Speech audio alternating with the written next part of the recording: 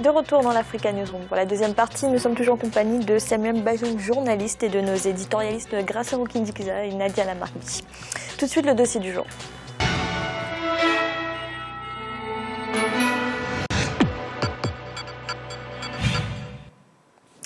Le 15e sommet de l'Organisation internationale de la francophonie est prévu les 29 et 30 novembre prochains à Dakar, au Sénégal. À cette occasion sera désigné le nouveau secrétaire général de l'organisation. Il succédera Abdou Diouf, qui a décidé de ne pas se représenter. Idelette Mirabel Bissou. La succession d'Abdou Diouf, qui est à la tête de l'OIF, Organisation internationale de la francophonie depuis 2002, est ouverte. 5 candidats, dont une femme, sont en lice pour succéder à Abdou Diouf à la tête de cette institution internationale. C'est à Dakar, les 29 et 30 novembre prochains, en marge des travaux du 15e sommet de la francophonie, que le nouveau secrétaire général sera élu par les chefs d'État des pays membres de l'OIF. Une course au poste de secrétaire général déjà lancée depuis plusieurs mois. Face au profil diversifié des candidats en lice, des interrogations prennent forme au sein de l'opinion publique. Quels sont les enjeux du poste de secrétaire général de la francophonie? Pourquoi cette candidature suscite tant d'engouement et d'intérêt aux yeux des hommes politiques? Quelles sont les chances de l'Afrique pour ce siège à la francophonie? Des questions qui sont au centre des débats politiques dans le monde francophone. Plus de 900 millions de personnes dans le monde ont un partage la langue française. Ces dernières sont réparties dans 77 États et gouvernements de l'Organisation internationale de la francophonie, elle-même composée de 57 membres et 20 pays observateurs. Les candidats au poste de secrétaire général sont connus. Les défis pour ce poste qui revêt un intérêt particulier pour l'Afrique sont énormes. L'essentiel de la francophonie, c'est l'Afrique. Sur les 57 pays membres de la francophonie, 34 sont africains. Et les préoccupations majeures, ce que je pourrais appeler les défis de l'Organisation internationale de la francophonie, les questions de paix, de démocratisation, des droits de l'homme, mais les questions de développement, spécialement l'éducation. Le sommet de la francophonie qui se tiendra au Sénégal en novembre prochain sera une occasion pour les chefs d'État des pays francophones de trouver un nouveau remplaçant au secrétaire général Abdou Diouf. Après 3 mandats successifs, Abdou Diouf, 78 ans, avait annoncé à Kinshasa en mars dernier qu'il ne briguerait pas de 4e mandat à la tête de l'OIF. Depuis, une douzaine de candidats se sont prononcés. Les plus en vue sont Jean-Claude Lestrac de l'île Maurice, le Congolais Henri Lopez, l'ancien président burundais Pierre Buyoya, Augustin Zonfumu de la Guinée équatoriale, mais aussi la célèbre journaliste canadienne, ancienne gouverneure générale du Canada, Michaëlle Jean. Le secrétaire général est au service et est là pour s'assurer que les exigences posées par les chefs d'État et de gouvernement de la francophonie se réalisent. C'est clairement une exigence de construire une stratégie économique pour la francophonie et faire en sorte que l'on mette davantage d'accent sur le développement. Or, regardez, tous ces pays qui font cet espace ont la possibilité de fédérer leurs efforts, de fédérer les outils qu'ils savent manipuler, créer avec force. Le poste de secrétaire général de la francophonie, devenu stratégique par ses enjeux politiques, culturels et économiques, ne fait pas encore l'unanimité au sein des candidats africains. Les Africains ont tendance à émietter leur force d'action. Et aujourd'hui, ce rappel français-là, il est peut-être cynique, il est peut-être sournois, parce que derrière, il y a peut-être un choix qui a déjà été effectué, mais il met les Africains devant leur turpitude et leurs limites objectives. Vous ne pouvez pas prétendre à ce poste-là si vous n'êtes pas capable de fédérer vous-même vos ambitions et vos envies sur une personne. Plus que quelques semaines et le voile sera levé sur le prochain secrétaire général à la francophonie. En attendant, les candidats présentent leur programme dans les capitales des pays francophones. Je suis celle de M. Abdou Diouf, j'essaie d'appuyer sur ce qu'il a fait, d'insister sur le travail, les jalons qu'il a placés pour continuer à construire, à bâtir une francophonie plus forte. Mes priorités, c'est d'abord ancrer la francophonie dans son identité. Son identité, c'est la langue française, c'est la culture, ou les cultures des pays de l'espace francophone. C'est préserver les acquis, mais aussi faire évoluer la francophonie en tenant compte des changements qu'il y a dans le monde. Un sentiment que partage une certaine opinion qui estime que la francophonie est un outil de développement. Il joue un rôle fédérateur dans une communauté qui en partage une langue française. C'est à la fois une relation coloniale avec les colonisateurs, c'est aussi une ouverture sur le monde qui nous entoure. C'est un module culturel. Le poids économique de l'espace francophone représente plus de 18% des exportations et 19% des importations mondiales. Les investissements réalisés par les pays membres de la francophonie sont estimés à plus de 170 milliards de dollars. Les échanges entre les gouvernements, quant à eux, représentent 20% de leurs transactions mondiales. Le sommet de Dakar de novembre prévoit de marquer un tournant décisif dans la vision de l'économie dans l'espace francophone. L'Organisation internationale de la francophonie va décliner une nouvelle stratégie économique. La francophonie économique, après la francophonie culturelle et linguistique, et la francophonie politique et sécuritaire, va aborder un virage et nous permettre de compléter un tout petit peu le tableau. De nouvelles aspirations que qualifient certains experts de gendarmes politiques, économiques et sociales des pays de la zone francophone. Le changement d'orientation et de stratégie de la francophonie qui est en train de passer du statut d'instrument au service des relations internationales des pays africains à une sorte de stratégie de contrôle de nos économies, de nos sociétés, de nos États, eh bien, il y a lieu de penser que cette affaire-là mérite une réflexion approfondie. Au départ considérée comme un instrument de communication, d'échange culturel entre les différents pays de l'espace francophone, la langue française a consolidé sa position dans la sphère politique et continue son évolution sur le plan économique. 44 ans après, l'Organisation internationale de la francophonie souffre de l'insuffisance budgétaire conséquente pour réaliser d'ambitieux projets en rapport avec les objectifs fixés par les États membres. Le sommet de Dakar de novembre marquera sans doute un nouveau départ pour la francophonie. Pour ce faire, le nouveau secrétaire général devra relever le défi important, notamment celui de trouver de nouvelles sources de financement, sinon de réexaminer les priorités, les objectifs fixés et les moyens disponibles pour les atteindre. Samuel Bajoum, d'après vous, pourquoi le poste de secrétaire général de l'OIF suscite autant d'engouement ? Parce que le poste est devenu extrêmement important, aussi bien sur le plan politique que diplomatique. Le secrétaire général de la francophonie aujourd'hui est considéré comme un chef d'État, peut-être chef d'État d'une puissance, parce que la francophonie, de par le nombre de francophones, constitue quand même une puissance qui n'est pas négligeable. Donc l'enjeu est géopolitique aujourd'hui ? L'enjeu est géopolitique, il devient économique. Et la francophonie est devenue tellement attractive qu'il y a des pays qui n'ont même pas le français, qui n'enseignent pas le français, qui s'intéressent. Le Qatar, par exemple, pour prendre un exemple. Moi, je pense que les pays francophones auraient intérêt, avant d'accepter peut-être de nouveaux membres, à dire que on ne peut être membre de la francophonie que lorsqu'on a introduit l'enseignement du français dans ces programmes scolaires. Parce que c'est aussi... Sinon, la langue française est en train de disparaître. Et malheureusement, dans cette affaire, la France joue un très mauvais rôle parce que quand on voit aujourd'hui les journalistes, tout le monde, même les hommes politiques, c'est plutôt l'anglais, ils font des communications en anglais et tout, c'est pas très encourageant. Mais nous, les Africains, je pense que c'est quand même une langue véhiculaire extrêmement importante pour nous. Il faut que nous la défendions parce que c'est ça qui... la langue française nous permet vraiment de communiquer avec le monde. Et c'est pour ça que moi, je pense que ça devient attractif parce que justement, comme je l'ai dit, le poste par lui-même est déjà intéressant et les enjeux sont importants. Nadia, vous êtes d'accord? De nombreux enjeux pour ce poste de secrétaire général de l'OIF, dont l'enjeu géopolitique?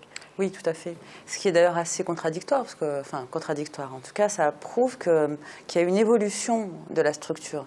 Elle était là pour faire office d'influenceur culturel, parce que c'est le cas. La France voulait marquer, quand même, garder son influence en Afrique et dans certains pays, et donc utiliser la culture et la langue et la littérature et le cinéma pour véhiculer pour véhiculer cette langue-là et garder une image et garder quelque part un socle sur lequel s'appuyer pour le reste, et notamment pour les aspects économiques ou plus politiques. Là, en l'occurrence, cette culture-là ne suffit plus. Donc maintenant, on y met un peu plus. Et on voit bien aussi l'importance pour la France, pas seulement pour les pays africains francophones ou les pays francophones du reste du monde. Ils ne sont pas nombreux hors Afrique. Maintenant, la francophonie, ça devient quasiment ça devient la chasse gardée de l'Afrique. Ça devient un peu le territoire sur lequel la langue française, aujourd'hui, est la plus enseignée et la plus véhiculée.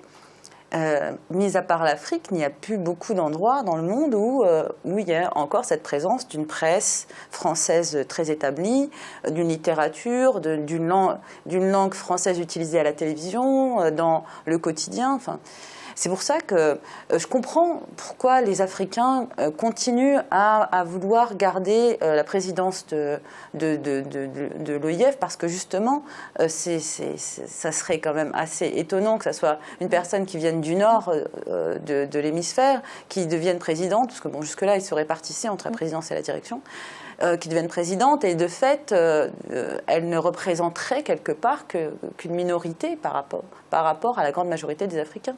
Mais y ajouter une dimension politique ou économique, à mon sens, c'est une mauvaise stratégie pour l'OIF. Pour quelle raison ?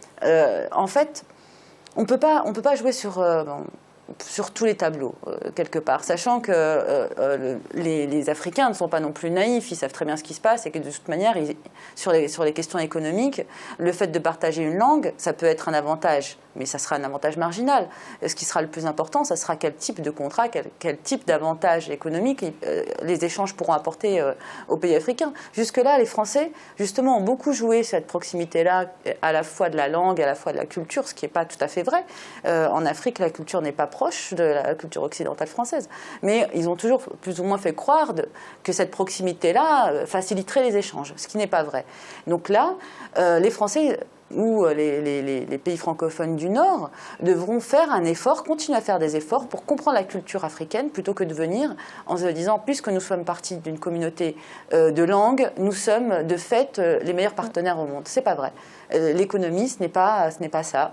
Et je pense que c'est une erreur de leur part d'y mettre trop d'aspects économiques, parce que ça sera aller quelque part à leur perte. Déjà qu'ils se plaignent beaucoup d'être les plus gros contributeurs, et quelque part que le retour sur investissement ne soit pas si important que ça. Parce que, en effet, ils attendent, si ils investissent tant dans cette structure-là, c'est qu'ils attendent quelque part des retours de type diplomatique, de type politique, et considèrent que les retours ne sont pas à la hauteur de ce qu'ils investissent. Donc, si en plus ils attendent encore plus, je pense qu'ils seront déçus dans les années à venir.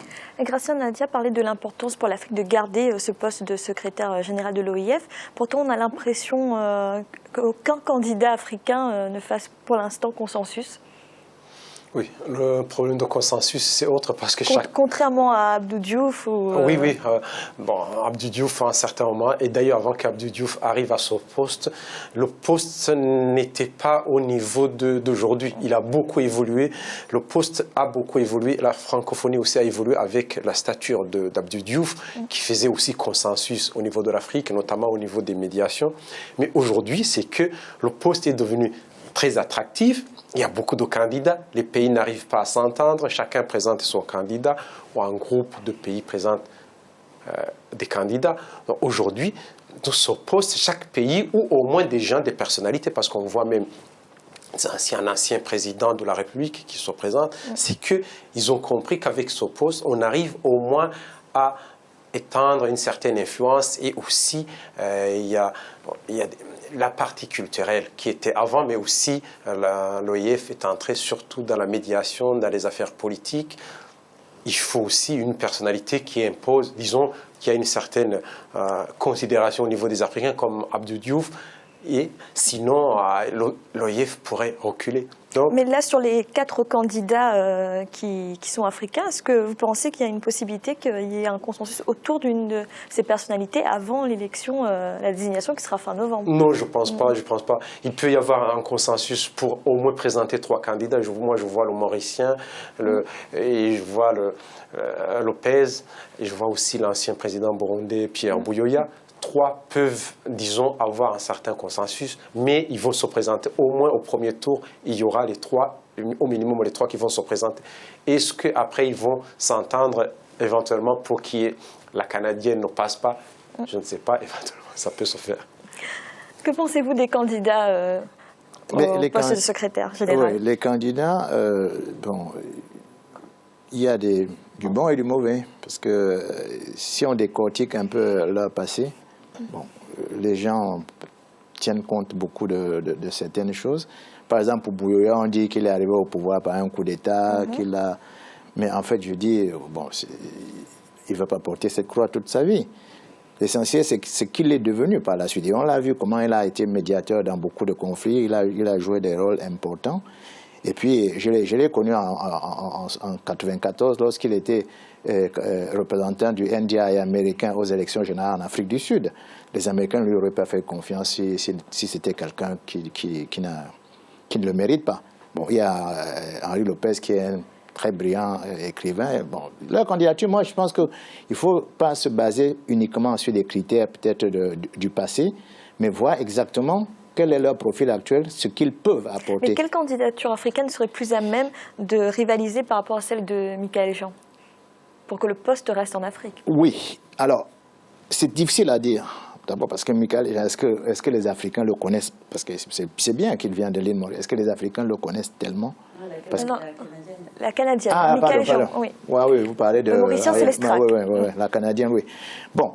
Le statut de femme peut peut-être jouer en sa faveur puisqu'on est dans une configuration où maintenant on veut absolument pousser les femmes en avant et tout. Bon, elle a ses chances.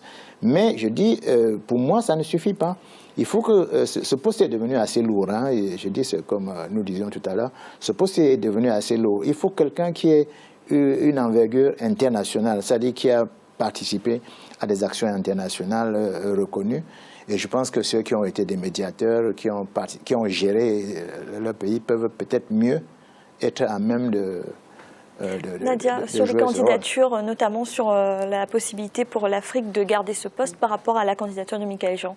Oui, alors moi pour le coup, si on souhaite garder à la francophonie sa dimension culturelle, à mon sens, Henri Lopez est le mieux indiqué parce que clairement, c'est un homme de lettres, c'est quelqu'un il a une réelle culture de la langue française. En plus, il est diplomate, il a en termes de carrure et aussi il a l'expérience. C'est un homme qui arrive justement dans cet âge où on peut transmettre son expérience. On a assez cumulé d'expérience et on peut la transmettre encore de manière productive. À mon sens, c'est un profil qui en plus n'est ni lié à la guerre, ni lié au conflit. Ne pas avoir participé à des conflits, pour moi, ça a du sens. Donc là, en l'occurrence, pour moi, Henri Lopez serait le candidat idéal. Bien sûr, Michaël Jean est une femme. C'est vrai que c'est pas spécialement... pour moi, c'est pas un critère exclusif. C'est pas un critère exclusif. Son gros défaut, pour moi, c'est qu'elle vient pas d'Afrique. Là, et ça, c'est rédhibitoire. Mais quel problème cela pourrait poser pour l'avenir? Mais en termes d'influence, en termes la présidence, c'est quand même celle qui va donner l'axe sur lequel vont travailler. Enfin, elle met sur la voie, elle donne quand même une voie à la francophonie. Elle donne un axe de réflexion, un axe de travail. À mon sens, si on veut garder cette influence africaine sur l'OIF, il faut que le président soit africain, qu'il ait ses racines vraiment sur le continent et qu'il soit, comment dire, très proche et qu'il ait l'envie de faire vivre la langue française sur le continent. Mais ces racines haïtiennes, c'est certainement une candidate intéressante. Hein. En plus, le fait que ce soit une femme, bon, c'est un petit plus, mais elle est du nord du continent. Grâce à ça, ça pourrait être défavorable pour l'Afrique, Que Michaël Jean soit élu au secrétariat général de l'OIF? Oui, il pourrait ne pas s'intéresser à ce qui se passe en Afrique, ou au moins, notamment, moi, ce qui m'intéresse au niveau culture, oui, mais aussi au niveau de la médiation, parce qu'elle n'est pas très... Elle ne connaît pas beaucoup les réalités africaines, beaucoup de choses. Moi, on a parlé des candidats, c'est pas pour ça. Mais moi, je pense qu'il y a un candidat idéal qui se présente aujourd'hui, quelqu'un qui connaît bien la situation de l'Afrique, qui est intervenu dans plusieurs médiations, en Centrafrique, en Mauritanie, au Mali, et en même temps qui connaît beaucoup de chefs d'État. C'est un ancien chef d'État, c'est l'ancien président Bouyoya. Mais l'OIF, c'est pas oui, il faut ça n'a pas de lien avec les conflits non plus. Le poste a beaucoup évolué. Il y a déjà l'Union africaine, il y a toutes les structures régionales, il y a déjà tellement de structures qui s'intéressent à ça qu'on ne va pas en mettre en plus une couche au-dessus pour faire la démocratie. Ce poste a beaucoup évolué. Ce poste est allé jusque au niveau de la politique. Certains veulent même au niveau économique. Si on veut que le poste soit purement culturel, oui, il y a Henri Lopez, mais si le poste garde la dimension actuelle, pour moi, Bouyoya, c'est un Burundais que j'aimerais pas qu'il soit président du Burundi, mais c'est quelqu'un qui se débrouille très bien, qui a beaucoup travaillé à l'international, qui a aidé beaucoup de pays, qui connaît beaucoup de chefs d'État, et donc qui peut faire son rôle. Nadia, une dernière réponse par rapport à ça? Oui. Peut-être notre invité, je vous en prie. Oui, allez-y alors. Oui, je pense que l'intérêt serait, enfin, il serait très important que ce soit un Africain, parce que ça va rassurer les Africains. Vous savez, en ce moment où il y a beaucoup de conflits en Afrique, où il y a tous ces problèmes, Ebola, les conflits, la Centrafrique et tout, les Africains se disent, bon, mais on est en train de nous marginaliser ou de nous pousser à nous faire la guerre et tout, et on est tout le temps en conflit. Pourquoi est-ce que c'est l'extérieur? Parce que très souvent on accuse l'extérieur. Je pense que le fait que ce soit un Africain, à mon avis, pourrait bien rassurer les Africains. Vous avez entendu l'observation de quelqu'un qui a dit oui, mais on nous pousse souvent, on nous pousse dans des enjeux qui ne sont pas, il faudrait voir la situation. Moi, personnellement, je suis convaincu que si ce n'est pas un Africain, ça risque d'avoir des réactions de déception assez importante en Afrique. Moi, c'est ce que je pense. Merci. Nous allons marquer une courte pause d'un instant. La troisième partie de l'Africa Newsroom. À tout de suite.